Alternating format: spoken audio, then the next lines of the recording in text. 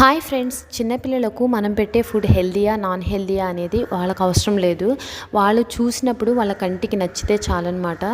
ప్రయోగశాలలో సైంటిస్టులు ఎలాగైతే ప్రయోగాలు చేస్తారో చిన్నపిల్లలు ఉన్న ప్రతి తల్లి కూడా వంటింట్లో ఇలా ప్రయోగాలు చేయాల్సిందే. ఇలాగ బ్రెడ్స్ని తీసుకొని సైడ్స్ కట్ చేసుకొని స్క్వేర్ షేప్లో కట్ చేసుకొని టూత్ పిక్స్ని పెట్టేసి లాలీపాప్ షేప్లో అయితే అరేంజ్ చేసి పెట్టుకున్నాను.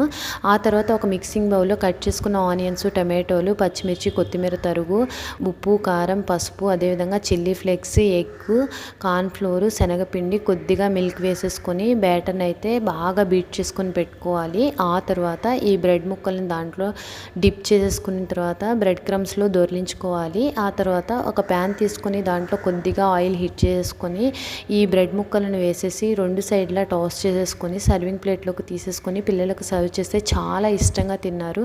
మీరు కూడా ట్రై చేయండి, మీ పిల్లలు ఇష్టపడతారేమో. Thanks for watching. Thank you all.